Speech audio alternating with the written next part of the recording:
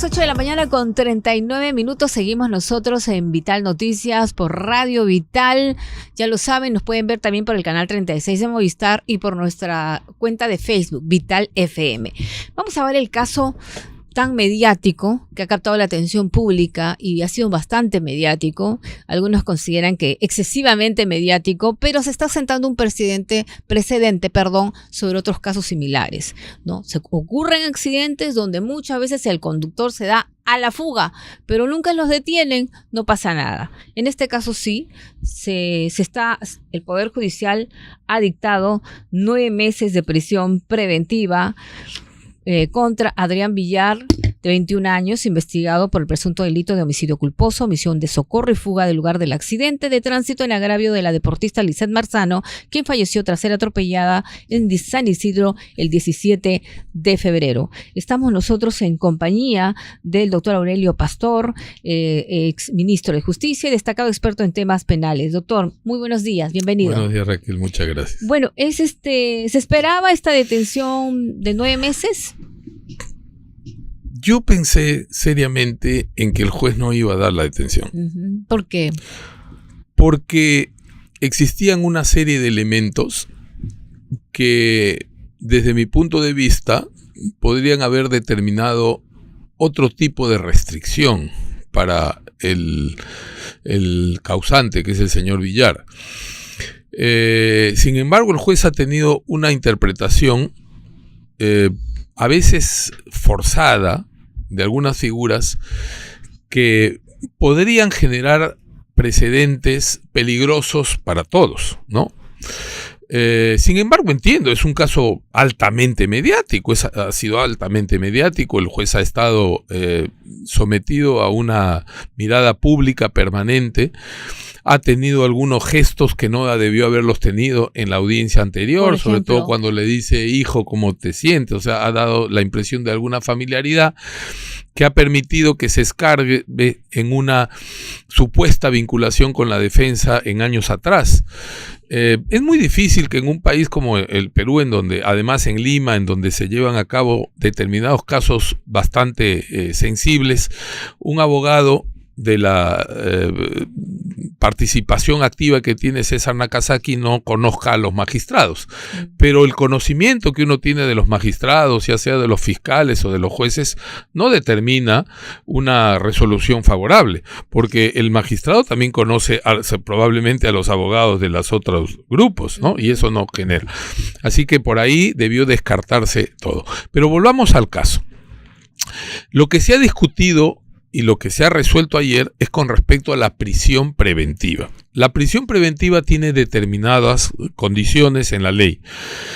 Solamente se puede aplicar una prisión preventiva cuando hay peligro de obstaculización o cuando hay peligro de fuga. No más, la prisión preventiva, el mandato de prisión preventiva no debe implicar de ninguna manera una sentencia adelantada, ¿no es cierto? Porque además la sentencia finalmente tendrá otro tipo de consideraciones. La ley ha cambiado y permitiría que con criterios distintos a lo de una prisión preventiva uno pueda sentenciar y no aplicar una pena efectiva. Me explico.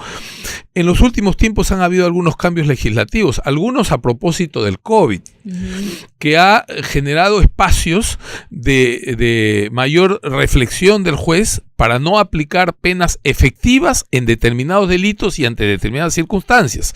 Al punto tal que hoy día una persona que tiene menos de 25 años puede ser condenada a un delito de hasta 8 años y no recibir una pena efectiva porque hay medidas alternativas. Sin embargo, el Código Procesal Penal, con respecto a la prisión preventiva, señala que podrá aplicarse en delitos mayores a 5 años. Y ahí se genera una incompatibilidad en la norma, porque por un lado se dice que es suficiente que el delito tenga más de 5 años para una prisión preventiva, pero que sin embargo al final, cuando sea condenado, si la condena no es mayor a 8 años y tiene menos de 25 años, debe aplicarse una sanción no efectiva. En este caso, ¿no es cierto? En este caso, por ejemplo, de Adrián Villar, se le está acusando por el delito de homicidio culposo, omisión de socorro y fuga del lugar del accidente de tránsito. ¿Cuántos años le correspondería? Yo creo que debe estar alrededor de 6 años, ¿no? Porque ahí se suma, hay 3 delitos que van en concurso. Uno de ellos es el de homicidio culposo, el otro es el de omisión a la asistencia y el último es el de fuga, que tienen penas menores. Entonces, en la suma de los tres, la prognosis de la pena, o sea, la medición probable de la pena debe estar alrededor de los 6 años y medio. ¿Y sería efectiva? Aplicando el decreto legislativo que se dio en la época del COVID precisamente para la despenalización y por las consideraciones que hice, no sería una pena efectiva, porque el juez podría optar por una pena alternativa. ¿En función de qué? De la edad, en función de que no tiene antecedentes, ¿no? Y entonces eso determinaría una pena no efectiva. Pero ahora se le ha dado una prisión preventiva en atención a los requisitos que señala la ley. ¿Hay peligro de fuga o hay peligro de obstrucción? Y ahí vienen también un par de debates importantes, ¿no? Por ejemplo, es correcto cuando César Nakazaki señala que no hay un artículo preciso de la ley que obligue al imputado a entregarse o a presentarse. Es correcto, o sea, uno tiene derecho a la no autoincriminación, a cuidar su libertad, como derecho tiene la justicia de aplicar los apremios y poner a su disposición a la policía para que sea capturada una persona que tiene una orden de captura. Sin embargo, hay una evaluación de la conducta procesal, que es una de las evaluaciones que se hace para efectos de precisamente analizar la prisión preventiva. Y la conducta procesal de Adrián Villar no ha sido la mejor. No ha sido. Yo creo que mucho tiene que ver con la orientación jurídica que ha recibido desde el principio. Desde el principio. ¿A qué se refiere que no fue la mejor? Porque, por ejemplo, el hecho de haber no asistido a la persona atropellada ya genera una conducta irregular, al punto tal que es un delito, pero para efectos del análisis de la prisión preventiva es un elemento a tomar en cuenta. No haber asistido y haberse fugado. Haberse presentado después, utilizando canales que no eran exactamente los que debieron hacerse, ¿no? O sea, él debió haberse presentado de inmediato, ¿no? Primero manden escritos, va a una clínica, empieza a realizar algunos actos que generan duda en su intención de colaborar o de más que colaborar, de comportarse correctamente frente a una investigación, ¿correcto? Porque uno tiene derecho también a no colaborar con la investigación. Señor, si a mí me imputan un delito, yo no tengo por qué colaborar con que usted busque, con darle los elementos para que me condenen. Lo que no debo hacer es obstruir la investigación, que es diferente. Por eso está el derecho a guardar silencio, por ejemplo. O sea, hay mucha gente que dice, no quiso hablar. Es su derecho, es un derecho universal. Señor, no voy a hablar porque es mi derecho. Tengo derecho a guardar silencio. Eso no se puede considerar una obstrucción. Una obstrucción podría ser, por ejemplo, la eliminación de pruebas, ¿correcto? Pero mientras yo esté en omisión, simplemente no hablo, simplemente no entrego nada porque no tengo la obligación, pero tú tienes la potestad de hacer un allanamiento y meterte a mi casa y sacar lo que encuentres. Pero no me pidas a mí que yo lo traiga voluntariamente porque yo tengo el derecho al ius tacendi, es decir, a no autoincriminarme y no te voy a entregar las cosas que puedan. Otro hecho que generó confusión, él se fue, se comunicó con su padre, la pareja de su padre, la periodista Maricel Linares. Regresaron incluso, creo, a la escena del accidente, sí. Se reunieron con la enamorada, el padre de la enamorada que era un abogado. Y se han creo que ahí empezaron los malos consejos. Ahí empezaron los malos consejos. Según los chats, la mamá del chico le decía, haz lo correcto, sí, siempre con la verdad. Correcto. Pero después se sabe que la enamorada le dijo, mi papá es abogado, te puede presentar unos peces gordos. Y de ahí, pero en ningún momento se dijo que fue una clínica, que estaba en shock, que se quedó dormido, que no sabía si había atropellado a alguien. La verdad es que es muy confuso. Después se habló de que se había ido de viaje 4 días a Cajamarca. No sé. Hay muchas cosas, pero muchas de ellas, Raquel. Pero no fue. ¿Cuál hubiera sido la actitud correcta de este muchacho? La actitud correcta de él debió haber sido producir el atropello, para intentar apoyarla o socorrerla, llamar a un número de emergencia, convocar a personas, ver si la pueden levantar, llevarla a una clínica cercana. Esa debió ser su actitud correcta. Y si en caso de esto, pero ya entró en shock, porque es así, o sea, finalmente uno puede no saber cómo reaccionar frente a una situación y esto nos obliga a pensar también que en los hogares, no solamente con respecto a los menores de edad. Yo ayer estaba pensando en la situación tan vulnerable que tenemos todos los conductores. porque ayer también fui consultado por un accidente de tránsito en la mañana en la misma calle, en Camino Real temprano, un conductor pasa la luz verde, pero una moto que estando en luz roja cruza un semáforo y el conductor lo embiste y termina con la pierna rota, y entonces me llaman y me dicen, oye, ¿qué va a pasar? Bueno, ¿qué va a pasar? Es que lo han detenido, me dice, claro, tiene que ser intervenido por la policía hasta que se hagan las primeras diligencias, tiene que pasar dosaje etílico, médico legista, la policía va a pedir las cámaras, testimonios, etcétera, y todo eso va a llevar 2 días, y 2 días o 3 va a estar detenido obligatoriamente. O sea, toda persona que participe en un accidente de tránsito con lesiones graves de esta naturaleza o muerte va a quedarse detenida por lo menos un par de días. Ahora, Adrián Villar, a ver, supuestamente ya entró en shock, se asustó, no supo qué hacer, se fue, llamó a su padre, pero de ahí, ¿qué pudo haber hecho? El padre le debe haber dicho, vamos a la comisaría. Pasa el primer momento, cometió el error, entró en shock, nadie le había dicho, se deja a la herida y se va y se fuga del lugar. Ya cometió los 3 delitos, ¿ah? Los 3 delitos ya están cometidos. ¿Qué es lo que debió decirle? No sé, el papá probablemente, es el papá, trata de proteger al hijo, pero consultaron con un abogado. No es especialista, pero es abogado. Lo primero que debió hacer en ese momento es decir, mira, tú no debiste salir, cometiste el delito, ya es irremediable, ya te fuiste, en este momento nos vamos a delegación de la policía, tú personalmente, y te pones a derecho. Señores, cometí un delito, he atropellado a una persona, me fui, pero acá estoy presencialmente y fui con este vehículo y acá está el vehículo presencialmente, ha pasado hace un par de horas, estoy listo para que me tomen las pruebas y se tome la investigación. Nada de eso se hizo. No, al contrario, ¿no? Dieron información a medias, se señaló que el vehículo no pertenecía a la persona que era la dueña del vehículo, pero no se dijo quién lo estaba conduciendo. Parece que hubo una mala recomendación jurídica que lo ha expuesto a lo que hoy está pasando. Porque aún habiendo cometido el atropello, aún habiéndose salido de la escena, si él corregía prontamente su actitud y se iba a la policía, hoy, para empezar, primero no hubiera habido toda esta cobertura de 15 días. Y en segundo lugar, probablemente el juez hubiera tomado otra decisión. Ahora, yo te digo una cosa, aquí ha habido un show de vanidades jurídicas. O sea, yo creo que gran parte del problema por el que está pasando hoy Adrián Villar, y lamento mucho lo que está viviendo la familia de la chica Marzano, obviamente, ha perdido a una joya que tenía, era una princesa de la casa, además de ser una joya nacional, una deportista destacada. Gran parte de lo que él está viendo es por el error de las defensas. Han dado varios testimonios, se han contradicho, han dado cosas a medias, no han ordenado ni siquiera una declaración pública.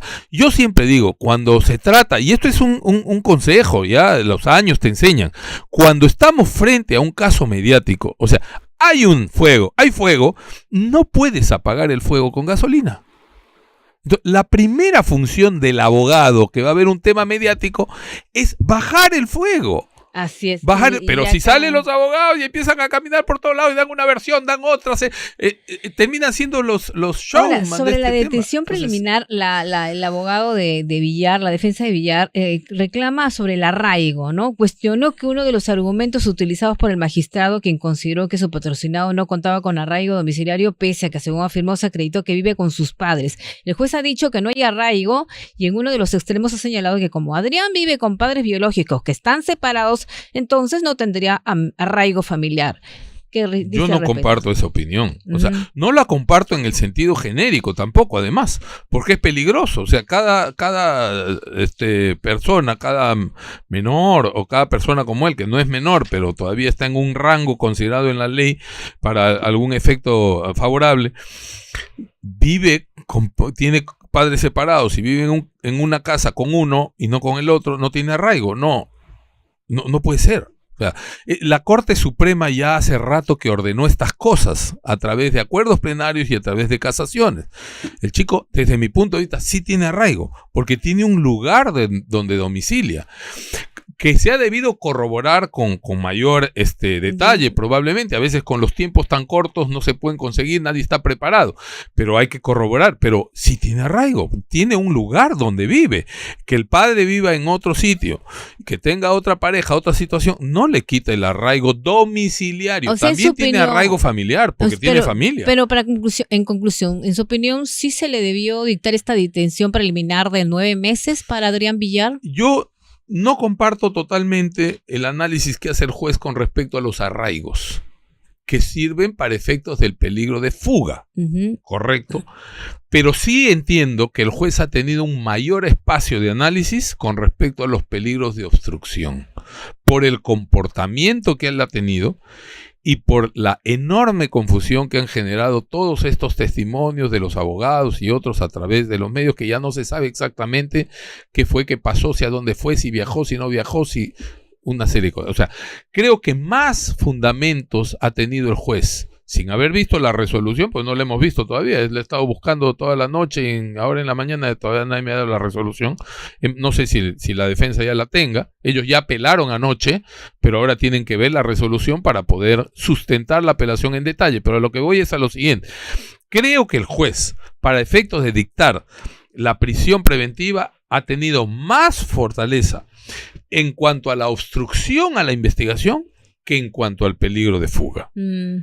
¿Correcto?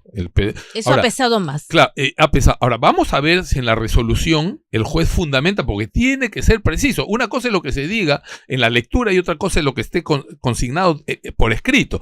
Vamos a ver si el juez ha determinado la prisión preventiva, tanto por peligro de fuga como por peligro de obstrucción. Vamos a ver si los dos, o solamente si la ha hecho por una. Si lo ha hecho solamente por peligro de fuga, creo que es bien débil la sentencia. Si lo hubiera hecho solo por peligro de fuga, porque el peligro de fuga se mide por arraigos, te digo, tiene familia, tiene hogar, tiene actividad. Más bien creo que si lo hubiera hecho también por peligro de obstrucción o solamente por peligro de obstrucción, ahí tienen más espacio para mantener su resolución en la instancia siguiente. Una cosa chiquitita sobre la periodista Maricel Linares, que es la pareja del padre de este chico, que llevan una relación de muchos años, seguramente conoció al muchacho desde muy niño, forma parte de la investigación fiscal y ahora le está acusando de haber presentado un documento, creo, adulterado, ¿no? Sobre el vehículo que estaba en calidad de donación. Al final parece que no se hizo el trámite ante la notaría. ¿Qué responsabilidad le puede implicar a ella? Acá vamos también por partes, y es importante analizar, ser objetivo. ¿Ese documento realmente lo ha alcanzado ella? Bueno, porque lo hemos visto en los medios, ¿no es cierto? En los medios dice, se ha expuesto que el documento utilizado para sustentar que Linares ya no era propietaria del vehículo involucrado en el accidente podría haber sido adulterado, dice, ¿no? Surgió luego de que el notario Donato Carpio asegurara públicamente que el sello que aparece en el documento no pertenece a su notaría, lo que abre la posibilidad de una investigación por falsificación de documentos. Pero todos hemos visto el documento en redes. Lo hemos visto. Lo que yo no sé es si efectivamente ese documento ha sido presentado por ella, porque si no ha sido presentado por ella formalmente, si no forma parte de la carpeta fiscal formalmente, entonces en el mundo del expediente ese documento no existe. Ahora, yo no la he visto a ella, no la he visto, salvo que me equivoque, levantando el documento o enseñando el documento. Lo he visto publicado en el chat de alguna persona que ni siquiera es su abogado, precisamente. El abogado ha defendido el documento, pero no sé si lo ha presentado. Bien. Ahora, si el documento tiene un sello que no corresponde, estamos frente a otro delito. Obviamente, no solamente la falsificación, sino la presentación de esa falsificación en una institución pública. Ahí sí pudiera tener responsabilidad. Pero con respecto a la primera parte, no creo que se pueda discutir más allá de una probable responsabilidad civil si es que el vehículo estaba aún a su nombre. Bien, muchísimas gracias, doctor Aurelio Pastor, experto en temas penales, por esta entrevista a Radio Vital. Ojalá lo tengamos en una próxima oportunidad. Claro, muchísimas gracias. No hay tiempo para más. Continúen con la buena música de Radio Vital.